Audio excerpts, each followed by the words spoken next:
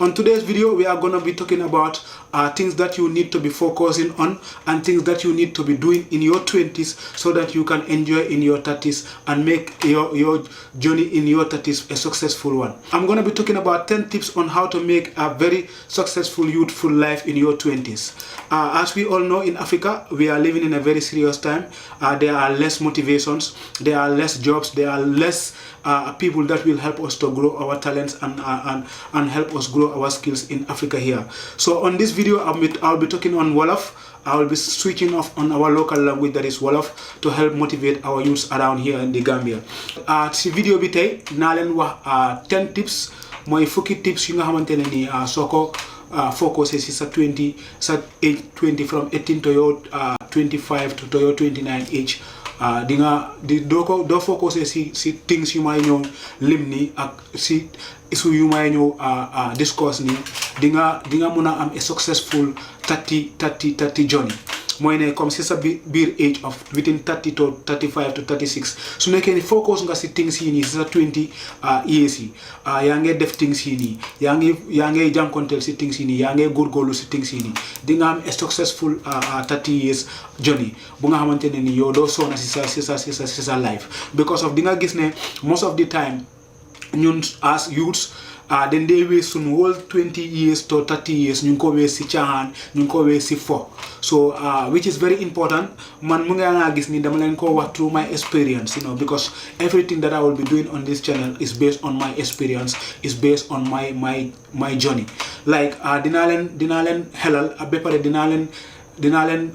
I will share some of my tips that I used to be doing within my age of 20, because of man I've grown in an environment whereby I self-motivate myself. Man, the man make a self-motivator of my life. I had a little support when I was growing. On that dimbal come you modern fail to that high level of education majanga come noko day gisé ñeneen ñu fail la school nga dem GTTI nga dem MDI nga dem janga skills yu nga xamanteni ni end of the day most of the youth gis nañ ne like then they janga skills yi why even skills yi ni sa duñ ko day end up doing. So me being a youth whereby come dama grow in an environment whereby I see little support, but then with my self motive dama de muna pass through all this journey. Ma muna am suma own skills on video editing, ma am suma skill on production, ma am suma skill on singing, which I little bit skip for now in the future. So why did I say with this motivational stuff you nga xamantene ni so len ko topé at least yen tamit di ngeen muna find a way of how to make through your 30s, because of numa gisee ni legi ma ngi 33 years of age.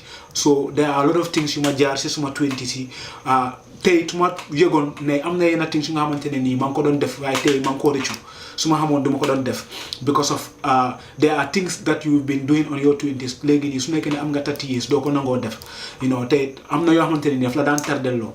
So duma waste time dina duga si topic bi. So topic bi I will be discussing the topic on a local language comme pour ñu ma setan, because most of them will be Gambians, most of them will be my locality. So pour ma motivate guy hanga, because channel B is about that. Channel B dama ko build pour ma motivate people yi ma jangal nit yi comme on how to make things easy for them on the YouTube platform. Understand ngeen? So first of all the first topic bu may ñew fana bu may ñew watane moy as a youth so nekké ci sa 20 ci nga jéxal school nga, because most of the youths that they jéxal school from the age of 18. Most of us finish our schooling from the age of 18. So in this age you are free to decide to do whatever you want to do in your life. That is da nga wara jéxal sa education, mbate nga foda sa education, mbate nga def leneen lo xamantene ni yo ya ko decide. Amna ñoo xamantene ni do am ndimbal pour nga def sa education, do am ndimbal ñoo xamantene ni dañ la fayal pour nga jokk sa education. So this is the right time for you to decide. So for you to decide on this is very important. You have to decide. Understand mo first thing bi moy da nga wara decide yo yaay kan yo ya wara nek kan baté lo wara def ci sa future lan nga bëgga doon da nga bëgga nek lawyer da nga bëgga nek musician da nga bëgga nek lan lolu mo nek di first step bo wara jël ci sa life moy to decide what you want to do in your life, what you want to be, because nobody feeling they fail as on their early age, on their 18 to early age of 20s. Like then they fail to decide what they want to do in their life. That is to decide who you want to be. Do you want to be a politician? Do you want to be a musician? Decide. Have a purpose in life. Try and purpose, because so amul purpose is a life like do muna neka that is a life in the future. So try and decide. In the first run of your life is on your 20s is decide what you want to do. So decide legi lo wara def moy the next step is what you want to do is like don't depend like dependency. I'm gonna talk about dependency. Dependency more neka a problem of many of us in Africa, like especially in Gambia. Da nga wacce school nga door depend ci sa uncle mu neka Europe pour mu yone la xaliss nga def school. So la yone xaliss da nga wone suma yone xaliss duma liggéey. If they don't send me the money, I will not go to school. If they don't send me the money, I will not do this. If they don't give me this, I will not do this. You start on depending on your parents, or you start on depending or putting blames on your elders that have been there for you. Xamuloo ñoo ñu ci condition buñ nekk ndax ñoom seen boppa ñu ngi Europe ndax ñu ngi am ndax amuñ pour ñu dundal ndax dunduñ, because they have a lot of things to be doing. So yow tey léegi nii da nga war a génne dependency on you. Try to fight dependency from your life. Do not depend on nobody. Like lo wara muna def moy trial nga jog nga focus on what you wanna do. That is moy the purpose bo am moy the goal that bo am moy first thing. Luma la njaka wa moy have a purpose of what you wanna do. Legi final on ways how to break through on this purpose. Understand nga ma? Break through moy nga find ways on how to start your journey in this thing that you are doing. Yeah. So the third thing luma know on that is like social media. Understand it? Social media bokana nga xamantene ni moy the third thing lu may discuss on. C'est ça 20c. So bëgg make a successful journey on your 30s. Moy social media, especially right now. Social media lu nekk di def ci aduna bi. Everybody is focused on social media. That is Facebook, Instagram, Twitter, like we call it TikTok. But there are different purposes of we going inside the social media. Like social media, na dafa neka lu nga xamantene ni daf dey waste ñu bari sen time. Understand me? It's either you've been on social media for being celebrities, you've been on social media for like liking people's photos and following people and being on social media 24/7 commenting and liking and sharing content that is not even useful for you, or going through content that will even disrupt your daily routine. Understand me? Come nga suba nga nek ci social media bi this stroll. You strolling on social media every 1 hour. You checking on new updates, new photos from Jizu, new updates from ST, new updates from any other celebrity. Whilst you know you ngi a celebrity already, they have passed through that journey of you following them. Understand ma? You then fast level bobu non every day ñom ñu ngi adjust pour add up to their life. Yow yaa ngi nekk social media, you are putting more quality to their life, and yaa ngi put more energy to their life. Yaa ngi na yokka energy waaye yaa ngi drill sa boppa because of any 5 minute boo spend si social media bi. Xamal ne yaa ngi lose a time. You are losing a time in your life, in your 20s, that you will never get back in your 30s. Understand ngeen? So social media dafa lo nga xamanteni dang ko wara wañi sa life. Even su nekene da nga dugal social media sa si début mun nga reply sa messages nga upload nga share you go off social media, you go on your daily routine. It's either whether you going to for work or yang dem janga métier or something like that, which will take me to the fourth thing that low wara def moy da nga wara try nga out métier. That is a skill. You have to find a skill, at least a skill that will at least give you a earning. Understand me? Because so buge neka in your 20s amulo xaliss yaangi buga dem ceeb, yaangi buga dem party, yaangi buga dem jisul, yaangi buga dem club, in your weekends yaangi buga am sa aksi mu ñew sa jaxa. You must have to have a little earning. Te sa earning bi ni tamit nekku ne dang ko depend on people. You don't have to depend on a next friend. You don't have to be a dependent on your friend. But sa xarit mu ngi am, papa mu ngi am, dafa wara am mu jox la loy fay pass, so na gëna ngeen chill. Ak num bon. You don't need that much, but since early 20s you don't need that much, but you need a little bit money at least to keep you focused, to keep you at least healthy. So lo wara def moy at least utal a side hustle. Understand nga? Any other side hustle bu nga xamantene ni you can be doing it. Su nekene yaangi combo, there are many side hustles you can be doing them in combo here. So the messy marché bi am na side hustle yu bari raba yu bari yo xamantene ni mun nga ko def. Yang ko defale ya nga amale sa baha, but ya nga demale school, ya nga adjust sa other skill yo xamantene ni yang ko def. Try nga outside hustle. That is a hustle that you can further more, so that you can have that little cash, so that you can be enjoying your little daily routine. Understand? Yeah. So I will come to the next fifth tip on what you are going to be doing in your 20s to make your 30s a very successful one. So I'm a side hustle, all these things. All this will definitely more like in your early 20s. Come yange am bahatuti. You have to be helpful to your parents. Understand? So neke in your 20s, yange am a little bit money. Amulo dara lo hamantene ni come ligay bu bari la, but yange am little side. Try to be helpful to your parents. Understand? So am a tuti even so neke ne am ga $100. So neke ne nga jël $25 sa halis bobu non. You give back to your parents. Like nga ñew nga dem hustle be ngon, nga am rabarabani dem lini rabarabani nga am a little bit money. You go give to your parents at least 25. Aya boy te demon na hustle ni, demon na te ekati break ak yoy non wache suuf nii. So $25 mu ngi ni ñaanal ma. That little money you give to your parents is gonna adjust you. Hanga daf la yoka because ñaan bobu non sa yaay su la ñaanale dafa tax ele suba so ewo so demé sa da nga gëna adjust. Understand? Da nga focus, da nga gis ne dara du la mëna stop ci sa way bi on going on. So da nga gis ne you are starting to give hope to your parents ne comme suma dom bi mu ngi bëgga nekk kena. Your parents also will start putting their eyes on you. Dañoo start di la ñaanal. Even su nekké ne gëmul la won sax dañoo start di la gëm. Then you start to believe in you, like come you are gonna make it, which is very important because of so I mean as a parents like gomut la rek believe la rek daf dey nek a problem pour nga make ko ci sa life. Understand? That is very important. Try to give back, try to be helpful to your parents because of ñom ñu la defaral depuis sa time xalé ba nga mag ba nga am 20 years. Try at least lu mu munti bon bul try nga hurt guy, don't try to hurt them. So len hurté rek daf la disturb. Understand? Doko de xamna be so magé dang day gis ngay door di reccu ci yenen stuff ci. So that is a very important tip. Try to be helpful. The other tip that I'm gonna be talking about, that is the 6th or I don't know 7th tip. That is you have to be consistent on this routine. That is like the rise and fall routine. The rise and fall routine, I call it as the up and down, moy like the jokaka danu bi. Understand? Si olof moy jokaka danu rating bi. Like da nga gis ne legi da nga mëna dem ni nga rabarabali nga am xaliss, legi nga dem wara baraba do am dara. Understand? Legi nga am xaliss nga am 5,000 bi nga dugal ko ci investment yeb yaaw. Understand? You know, like you start, having that up and down in your life, but in your come si sa 20s la, there is nothing to be afraid of because of sa 20s more they build up sa career si sa 30s amulo dara loy ragal because sa 20s sa worsak bi sa ñuwangu. It's just a start of you. God is just testing you. Understand nga? Yalla mu la test, life mu la test, sa parents mu la test, street bi mu la test, hustle bi mu la test, ndax yow mun nga maintain nga munga keep munga. Understand? So it's very good since 20s nga muna mean lolu non up and down me. You have to mean it.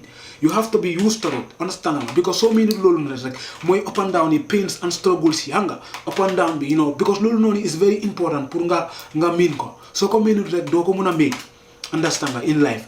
So this is going through my experience, because of there are so many things so go cross in your journey in your life. There are so many ups and downs that you face because of so a very great person in the world. So a very successful person. Fanga struggle. Nga gom yene.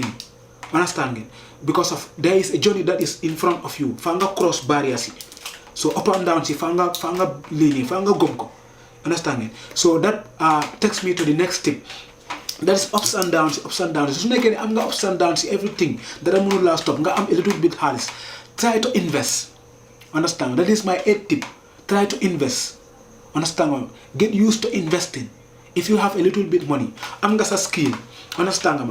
Like you are learning about, for example, man no ko starté moy dama nan study on how to do social video editing. Man non boyale dama day dem programme end of the day weekend bi ni ma dem may struggle ni may def online classes on how to edit videos and stuff like this. Dem na attachment on various media houses. But then suma side hustle suma amé a little bit bad dama ko day dajale. I bought my first camera with $2,500. That is a high-end camera. Understand? I jënd suma first camera around 2009 to 2010. La jënd suma first camera which I bought for myself. I kept money also to the level of even 5,000. Ma jënd suma laptop, suma own laptop. That was I can remember Toshiba laptop. That was a Pentium 3, I don't know, laptop. RAM was not that much strong, but mënon na fa install Adobe Premiere 2 2.0 laa fa install on. I was doing my thing with it man doon edit videos though mu ngi slow de but I started doing something but that ups and downs taught me to increase my stamina and increase my focus, understand nga pour ma mun a adjust my level of getting more things, understand nga because da ngay fa nga start fenn fa nga focus nga start de nga doo di invest on something for you because so invest to de doo mun a gis lan mooy ñëw si kanam. You must have to start investing on something that you want to do. That is like right now you are trying to pursue something. You already have the desire, the goal. Now you're setting up your skills and you're trying to invest on something. That is now you have a purpose. Understand me? So it's very important. So the next tip that I'm going to be talking about is that like now, invest nga start nga di def dara yaa ngi am a little bit business going on. You are trying to invest. You are trying to pulling out customers coming out in and out and stuff like that. Lady, comparison. There is a very important tip that I want to talk about. That is comparison. Comparison moneka like nga buga like compare sa bopp ak keneen nga buga boole sa bopp ak keneen baate nga buga xoolee sa bopp ak keneen. Understand nga si sa niche booy liggéey baate yaa ngi def video editing nga buga mel nii for example keneen ku nekk di liggéey sa liggéey bi. Xamuloo kooku ban jaar-jaar la am xamuloo kooku fan la jàngee xamuloo kooku nu mu amee lu mu am soo buggee mel ni moom rek dangaa bëgg a disturb sa bopp. You have to stop comparing yourself with your competitors. Trying to adjust yourself, try to be the best of you, try to be the best version of yourself. That is my biggest secret in my career. Like right now, even if I am doing something, even I am not good on it, I don't compare myself that are in front of me or people that are doing the same with me. I just try to adjust myself. My janga si ñooñu my whole si guy di janga si guy I see my mistakes that I cannot rectify. I look into them and try to rectify myself. Understand nga comme ñoom mun nañ laa jàngal because of ñoom sooy gis gars ñu ngi dem forward mbaate ñoom ñu ngi des di nga mun a seet lan ngay adjusté noonu ngay mun a compare sa bopp waaye nekkul ne comme always ngay feel competition boobu noonu sa diggante ak gars because daf laa tardeloo because of ñooñu si leen buñ nekkali liggéey yoo xamuloo seen secret. xamuloo ndax kenn moo dee dem de defar seen liggéey bi yëpp ñoom ñu present ko you don't know fekk keneen moo nekk di behind the scenes so it will be very hurtful for you to compete yourself with somebody that is doing the same work with you or ku nekk si the same niche with you or the same métier with you. Competition fu ñëwee rek da ngay gis ne comme ku am advantage moo dee win yow su nekkee ne a ngi am less advantage da ngay des si gannaaw. So it's very important for you to understand loolu noonu. So the next tip that I will be talking about is your lifestyle. Try to manage your lifestyle. It's very important. The lifestyle that you live will lead you to your success. Understand nga su nekkee ne da nga live a luxury lifestyle in your 20s nekkuloo di manage xaalis yaa ngi spend xaalis boo am yaa ngi spend chain karab bling daala bu ees nga jënd xaalis boo am nga jëndal ko chain daf laa disturb because of doo mun a denc dara doo mun a manage. Alex si biir caméra booy use for example man nii caméra bu may use mooy filmer mun naa jékki-jékki rek mu yaaw su nekkee ne man contrôle ma suma lifestyle bu ma amee du ma mun a jënd beneen caméra su nekkee amuloon dimbal comme suma maas yi amuñ dimbal amul kenn ku ñu jàppale you must have to try to manage your lifestyle. Understand nga da ngaa gis ne Alex soo demee ba nga successful ba nga am problème si sa liggéey bi da ngaa mun a manage xaalis bi ba pare xaalis da ngaa gis ne da nga ko mun a put into good use. Understand nga so that is the next tip. So the last tip that I will be talking about is to set a goal for your career. In your 20s, try to set a goal. So amul goals in your 20s, so against a 30s, you don't have goal. Most of the people you see making it in their 30s, they are on goal, they are on a dream. Like Martin Luther King, like Nelson Mandela. You have to have a dream. Like ST used to say, the Gambian dream. Of course, you got a dream. ST dafa yaga dream Gambian dream ST di Gambian dream depuis time boobu noonu mu ngi rap si anglais mu ngi nekk Gambian dream daf ko day gis si status am daf ko day bind Facebook am bi ST di Gambian dream. You have to have a dream, you have to have a goal to set for yourself even though comme ñëwaangul but try to set it there, try to set that goal. Lii laa bëgg a nekk lii laa bëgg a doon ëllëg kii laa bëgg a nekk comme kii every day so ewo you set that daily routine for yourself. Ngay xool sa bopp comme kooku you work ngay study kooku noonu move sami ngay move comme kooku noonu da ngaa gis ne benn bés even su nekkee ne jegewuloo kooku yàlla mun naa tas sax mun na laa jëf sax nga drop a kooku noonu in your life. If you set goals for yourself you can even pass the person that you are dreaming of to be. Yàlla moo mun a def loolu noonu. So those are the 10 tips, even from now open at 10 tips on that you need to manage in your 20s to have a successful 30s. Understand again? So this is just a motivational videos. If you really like the video, it's just a short video. I don't know whether it is even short, but this is a motivational videos for you out there in your 20s to make a good use of your 20s. Because if you don't make good use of your 20s, it will be difficult for you to gain a better of your 30s. Yeah, I'm talking by experience. Understand that? Like in this channel, everything that I will be discussing here on my motivational videos are gonna be challenges that I face, challenges that I go through. Like man ko share ak nit yi, then for them to make use of it and at least adjust their lives. So if you are watching this video, you know that you are very lucky to have these tips from me. So try to subscribe and watch out for more videos and click on the notification bell so that you won't forget any notification bell bi moo nekk bell bu ndaw boo leen dee gis ci subscribe button bi soo leen ko cliquer lu ma dugal ci channel bi di ngeen ko gis. Daanaka tamit di ngeen gis ci channel bi tamit dinaa dee def short videos yoo xamante ne ni dañ dee nekk ci beneen channel bi yeneen videos yi. The reason why I'm doing this is because of I want this channel to be having more fun. Bëgguma mu boring mu nekk just entertainment channel. Dama bëgg a channel bu mu fees nit pere ñu mun a share our ideas, share our motivation. So if you having more tips like the tips I'm showing to you guys right now, the tips I'm discussing right now, if you have more tips than me, if there is any tip that you have for you to encourage someone in their 20s, you can just write them on the comments below. We share our tips to help others grow, help others learn, help others focus on their 20s. So thank you all. This is Lura, the ultimate boss. Till next time I come your way. Don't forget to subscribe now. As you are watching me, try to subscribe. I'm watching you. Malagi, subscriber, please.